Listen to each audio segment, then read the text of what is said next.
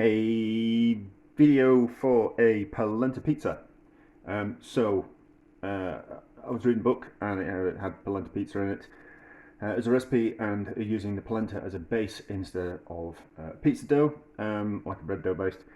So I was kind of thinking, oh, that's kind of quite an interesting idea. So we'll have a play around and we'll see what we can do. So I'm going to make, and I was also on the market, so I bought some cherry tomatoes. It was the end of the day, and it was like all those cherry tomatoes, which is about 450 grams for a pound. So I was like, oh, that's good. So we'll make the pasta sauce from, or the tomato sauce from that. We'll make up the polenta. It's going to be quite a hard polenta, so not like a soft one that you'd eat with as part of a meal, kind of like a one that that's firmer that we can actually fry. And then we've got some other things. So we've got some cheap mozzarella, we've got some olives, which I thought would be kind of quite nice, kind of cut the richness of the polenta and the tomato sauce. And then we've got a little bit of hard cheese left over, because some of the cheese is going to go into the polenta. But I'm waffling, and I've got some bacon that we'll put on the top as well. So 150 grams worth of onion, and then just the tomatoes straight in, and we'll pop them a little bit. Maybe I should have popped them before I put them in. But we're going to cook those down, and then that will cause the sauce to, in fact, I'll use my fingers. We just need to rake a bit of the water out of them, and then they can start cooking a little bit easier, rather than having to wait for them. Because if we start hard frying them, they're going to want to, I don't know why I'm screwing my face when I'm squeezing these. Maybe I'm thinking that we're going to get squished in the face. So we just need to get a bit of moisture out of them first, just for them to start cooking down a little bit easier. Because if I wait for them to burst by themselves for the cooking process, I think it'll just become a little bit dry and fry and colour, which is not what I want. That'll do. So we're not going to turn that one up. We're going to do the polenta. So actually we will. We'll turn that up, and we'll see about it starting to cook. So there should be enough moisture that's come out of those that they start to steam and cause the sauce that way. If we need to add a tin of tomatoes, we'll add a tin of tomatoes, but that can go on the back of the stove. Yeah, we'll turn it down again. Don't know why I bothered turning it up in the first place. So, and then we'll cook the polenta and see how, and show how we're going to faff around with the polenta. And then, yeah, I don't know why I'm touching that. It's got salt in already, don't need to worry about that. So, polenta wise, I'm going to make too much polenta because there's something else I want to do with the polenta at the back end of the, maybe in a couple of days time. So I might as well make more polenta than I need now, and then I've got it in the fridge, because what I want to do is not a wet polenta, I want to do like quite a hard polenta. Anyway, so I need to move this stuff off here so it's not in the way. So I'll adjust the recipe in the description, but I'm using a litre of water, 2 stock cubes, which are just like chicken stock cubes, vegetable stock cubes if you want to make it vegetarian, and then we've got, what was it? It was for 400 grams of polenta, which is actually fine semolina, but they are one and the same thing in my eyes. And then we've also got 100 grams of Parmesan cheese, which I've grated. So we're going to make the polenta using a whisk because it's easier, and we're going to bring it up to the boil. So it's a litre of water, 2 stock cubes, 400 grams of fine semolina polenta, and then 100 grams worth of cheese. Not necessarily, you don't have to put the cheese in, it's just that I kind of want it to be a little bit richer. So up to the boil-ish, I'm going to use a whisk just so it goes in a lot easier. And then it's just a case of shaking it in and stirring, and as we stir we won't get any lumps, and then we're going to form it, oops, knock the camera, and then we're going to form it into a big fat long shape using the board and a tray. That's fine. So temperature off, and then probably better with a spoon to mix it in with. So then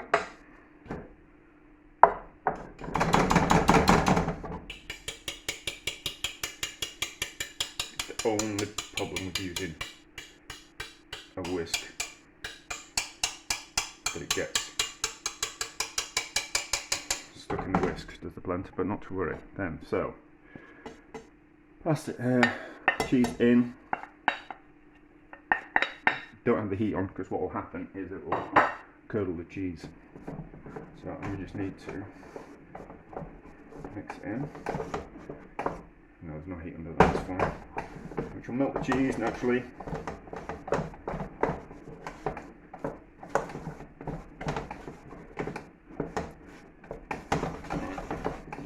I did think about putting some butter in it, but I don't think it needs it. Don't need to season it because we've got the cheese in and we've got the stock cubes in as well. Well, we should taste. No, it doesn't need no seasoning. There's enough seasoning in the cheese and the stock cube to do that. Right, so I want it flat. So to get it flat, we're going to put it on a tray, and then we're going to press it down on the tray. Well, you'll see. We'll press it down on the tray, but we're going to use the lip of the tray as the depth that we're going to want for the polenta to be. You'll see. And then I've got some old baking parchment, just so it doesn't stick to everything. I can move it around. So, chopping board out of the way, like that. Oh, I need it. And then there's a bit of flour on there, but that's fine. Polenta, while it's still hot, onto the tray, onto the baking parchment. I think I've used this baking parchment about 4 times now. Certainly get my money's worth out of it. And then we just need a spatula in there just to get every bit of polenta out of it. We don't like waste, certainly when it's food waste. Not there. You need to do this while it's hot, and then we can form it into the shapes that we want. Let's just put a bit of water in the pan so it doesn't get too thick. Scrape that off there, that's fine. Enough of that.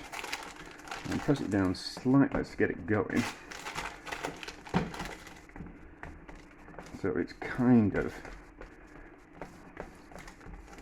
the right kind of thickness. And then what I'm going to do is I'm going to press the chopping board on top of it, and that will form what I want. Yeah, so I didn't, obviously you kind of, in the recipe that I looked at, that I was kind of like, oh, that's kind of quite an interesting idea.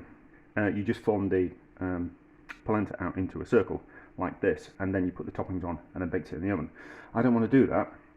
I want kind of like individual kind of pizzas rather than one big one, because I don't think. But yeah, just I don't know. I can't think of my reasoning why, but I just kind of wanted to do it a little bit different. So we press down on the top, and then that gives a relatively flat surface. Really shouldn't be doing it on top of the cooker because the cooker's got the rings on it.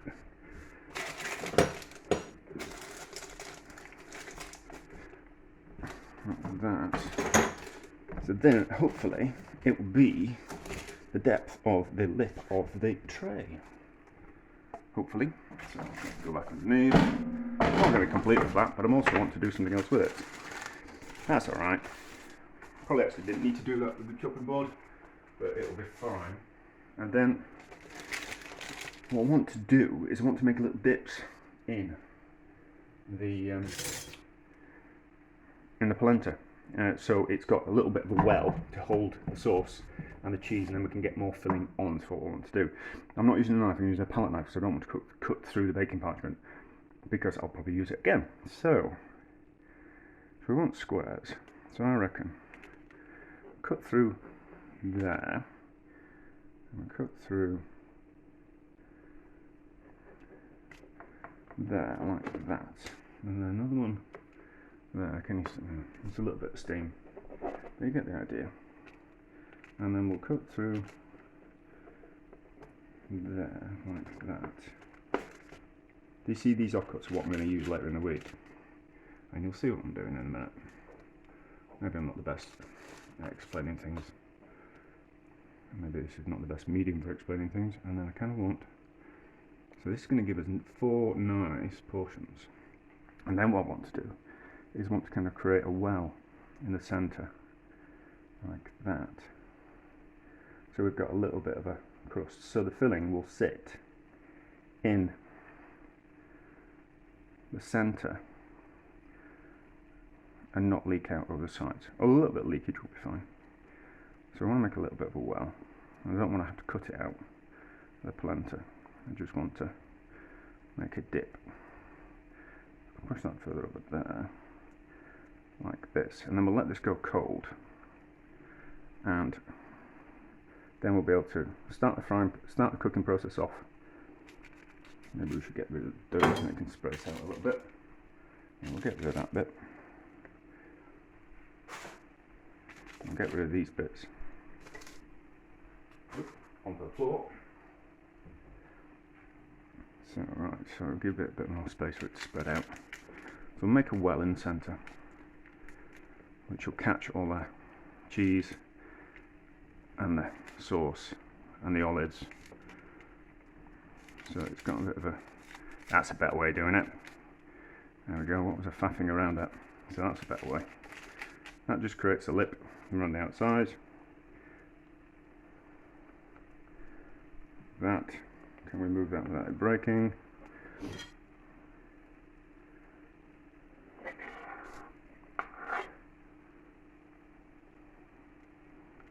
Completely winging it as always. That's better. That's what we need to do in the first place. Get rid of that. I'm not really a fan of practicing before I do a video. I just like to crack on with it because I don't want to be left with a load of food from faffing around with that I have to eat just to make a video. I kind of think we might as well just make the video of what we're doing. Ah, there we go. Ah, that's better. Yeah, so this is what you need to do. You just need to forget what I was doing before and do this bit. So we'll make the well.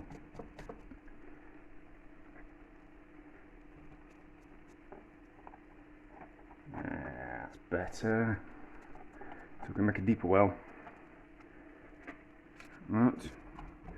Look around with the sauce a bit. Press things down. This is much better.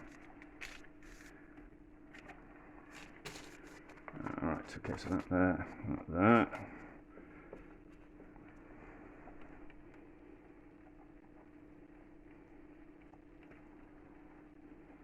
Like that. So the edges are raised. When it goes hard, it won't kind of snap. It'll stay in its shape when we reheat it. But we'll fry it on the bottom, and then so it's nice and crispy on the bottom, and then we'll put it in a hot oven, and it will melt the cheese on the top, and it'll become all gratinated. And it will be hopeful. Well, it will be nice. What's not to like about grated cheese? So that's that. So we've created the well. Base is still thick enough, so we'll get a crispy base, like fried on the bottom, and then we'll get a nice soft gooey top. So it'll be like there.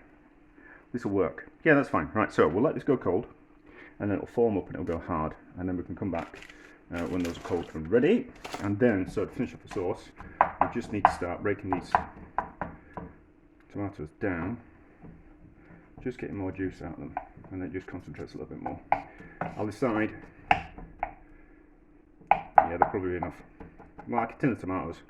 I'm just using these because I had them. They were on the market, and they were only £1, and I was like, oh, that'll do. Although, I mean, a tin of tomatoes is 28p, something like that. So, a tin of tomatoes is cheaper, but I just fancied making some tomato sauce using cherry tomatoes.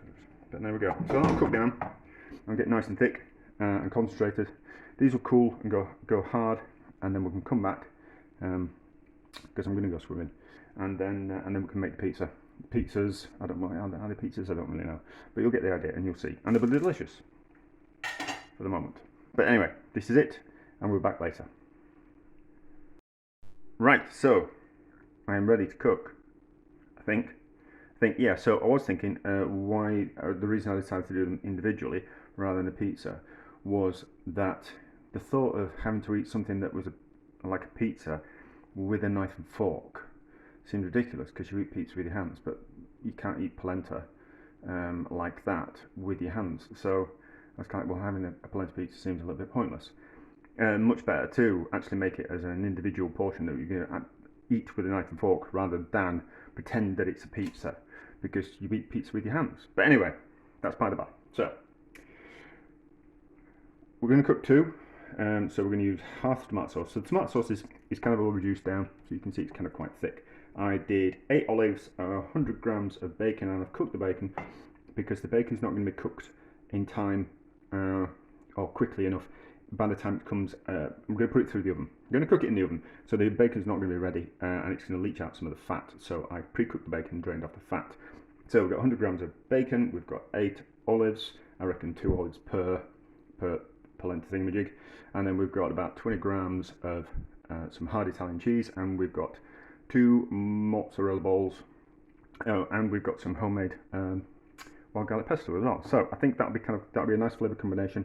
I'm going to go overboard with the mozzarella, because I kind of want it to be kind of quite indulgent, even though the thoughts of eating a whole one of these is a portion, eating a whole mozzarella ball seems a little bit excessive. But we'll kind of see. But anyway, so right, so we'll mix the sauce together, and then the sauce is for 4. So it's just the usual case of mixing it around and then dividing it into 4. We will see. So that's about half of it, like that, and then that's about half again. So half on each. That's because I've got 2 more of these polenta thingamajigs, which will be for my tea again tomorrow. So I'm saying 2 portions, but obviously I'm going to eat 2 of these. But I have been swimming. I'm justifying greediness. So that, like that. It's one of those pizza topping of your choice. So I put olives because I kind of thought the olives are nice and will cut through the richness of the polenta and all the cheese. So I thought that would be quite nice. And I've got the bacon in the fridge, and it's nice bacon, so that'll be nice. And then the wild garlic pesto, I have to use it, because otherwise I end up with some left at the end of the year, which is not what I really want. It's there to be used, you know. So I'll scrape a bit of oil off the top. It's still nice and green. I mean, I made it a month ago, and it's still lovely, vibrant and green. So that there, and about that much, not too much of it. It's about that on each. And then we'll spread that out, and then we're going to bake it in the oven. Bake these in the oven, and then if the cheese isn't just quite as melty and bubbly as I'd like, then we'll just finish it off underneath the grill. But all we really need to do is heat things through. Like that out of the way. Did that, quarter of it. Now we'll put the mozzarella on first. No, actually we won't, because I've got a feeling the hard cheese won't want to dry properly. So, a bit of hard cheese, like that. So about 5 grams per, and then I think it's going to have to be a whole mozzarella. Or maybe, no, maybe probably. Might have got away with, let's have a see. 2 mozzarellas might do 3 at a push. Yeah, I think 2 mozzarellas might do. You might get away with doing that, but we're going to be excessive, because I want it to be really bubbly and to make an absolute mess of it. Let's just judge it. No, let's not do it all. Can always add a little bit more. Can always add a little bit more. Yeah, so I reckon 2 mozzarellas would do 3 of these. 1 mozzarella, you might be kind of stretching. But if you add some other cheese, you can bulk it out with a little bit more cheese. But we'll see how this goes. So these are going to go in the oven, 200 degrees, quite hot. We'll see how they're melting, and then if we need to make them a little bit more golden on top, we'll just stick them underneath the grill. but we'll see how we go. And we are done. However, I don't think it's going to want to come off there in one go without making a complete mess of it. So I'm going to have to eat it on the paper, off the paper, which is a bit of a pain. And I did, maybe I put too much cheese on top of it. So I kind of relented and I ended up putting the whole mozzarella ball on each one of those, which is excessive and ridiculous. And I did cooked it and then I grilled it. So it's to finish it and give it a nice kind of toast on top. So it's not going to want to come off that paper, which is a bit of a pain. That one's, no, it's just going to want to fall apart.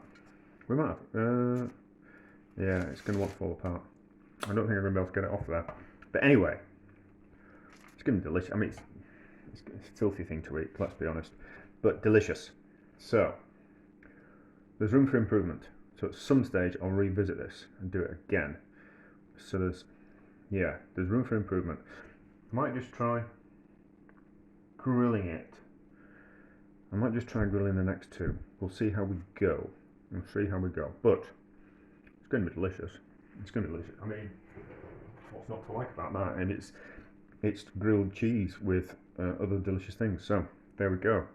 Kind of something I need to revisit in the future, but delicious.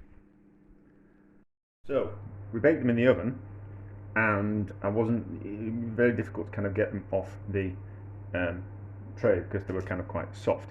So let's see what happens if we just grill them instead. So exact same as before. I'm going to use all the cheese, like one mozzarella ball per. So it's a little bit excessive, but you can be excessive now and again.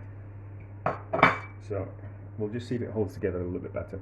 It might have just been the case that the heat made it just too soft and it wanted to fall to bits on being picked up, which is always going to be a bit of a danger. But we'll see how we go. I'm slightly concerned that maybe the grill is just going to want to melt the cheese and not want to heat the rest of it through, but we'll just kind of see how we go. We'll just have to see. Just an experiment, you know. I'm going to eat it, whatever, even if it's a little bit cold in the centre. So, underneath the grill, and then we'll see how it turns out. Right, so 10-15 minutes under a grill, and we get to that stage. I had to change the paper over because the grill wanted to start burning paper. Is it actually a grill? No, actually, technically, it's not a grill in the oven, it's a salamander, because grills temperature comes from the bottom. But anyway, so see if these come off here any easier. Well, just one of them. So we'll do that one. I had to move them, so one was kind of broken up. So will it want to come off easier? No, still don't want to do it. No, it's just the polenta's too soft to move it onto a plate. So will it be? And I don't think it'll be hot enough in the centre either. So we'll just break into it and we'll kind of have a look. Maybe I've made them too big for the size of spatula type of thing, but is it kind of hot all the way through? I don't think it will be.